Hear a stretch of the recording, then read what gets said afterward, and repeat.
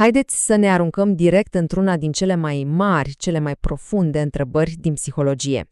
Ce ne face, de fapt, să fim cine suntem? E codul acela genetic înscris în fiecare celură a corpului? Sau e mai degrabă lumea din jur, tot ce ne-a modelat încă din prima zi de viață?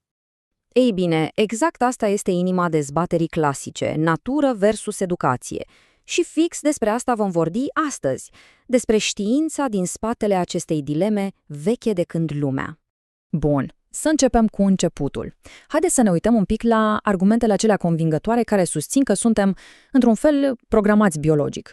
Există un domeniu numit etologie care, ei bine, ce spune el e că noi oamenii, la fel ca restul animalelor, venim pe lume cu un fel de software preinstalat.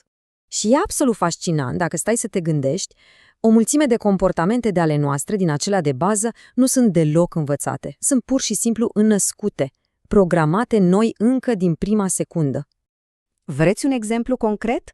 Haideți să ne uităm la ceva cu adevărat remarcabil, să vedem cum funcționează programarea asta. Uite, potrivit unui etolog faimos, Konrad Lorenz, reacția asta pe care o avem la drăgălășenie nu e doar un sentiment de „au, ce drăguți”, nu, e un mecanism de supraviețuire, unul cizelat de milioane de ani de evoluție.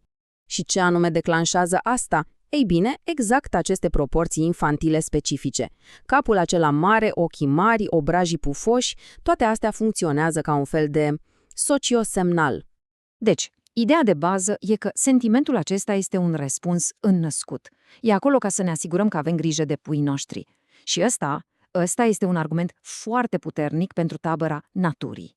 Bun, mergem mai departe la un nivel și mai complex. Haideți să vorbim despre una dintre cele mai incredibile abilități umane, limbajul. Celebrul lingvist Noam Chomsky a observat ceva uimitor. Toți copiii, absolut toți, învață să vorbească cu o viteză și o ușurință incredibile. Nu contează cultura, nu contează locul. Și de aici a venit teoria lui. El a propus că ne naștem cu o gramatică universală deja programată în creier. O avem de la naștere. Dar, desigur, asta nu e toată povestea. Ar fi prea simplu, nu? Pentru că mediul înconjurător are și el o voce extrem de puternică în toată dezbaterea asta.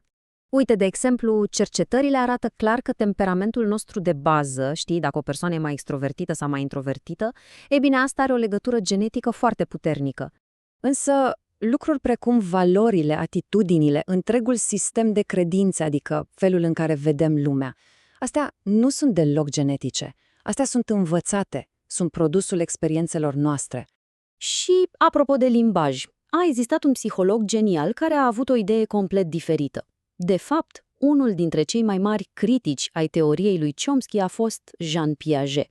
Piaget spunea că nu ne naștem cu o mașinărie a limbajului gata făcută, ci, mai degrabă, o construim. O construim noi, pas cu pas, pe măsură ce creierul nostru se maturizează și, foarte important, pe măsură ce interacționăm cu lumea din jur.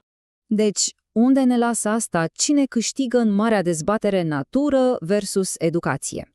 Ei bine, psihologia modernă a cam depășit ideea asta de versus, pentru că s-a dovedit că nu e o bătălie de fapt. E mai degrabă un parteneriat incredibil de dinamic. Putem să ne gândim la asta în felul următor. Genele sunt planul arhitectural. Ele schițează potențialul, ce am putea deveni. Da, și aici e cheia, mediul, adică experiențele noastre, educația, cultura. Mediul acționează ca un constructor. El e cel care construiește clădirea, folosind planul. Genele creează predispoziții, dar niciodată certitudini. Asta e ideea. Așa că, la final, întrebarea importantă nu e care câștigă, ci cum lucrează împreună. Cum colaborează în fiecare secundă pentru a ne modela. Planul genetic e stabilit. Constructorul, adică mediul, lucrează constant. Adevărata întrebare este ce anume se va construi.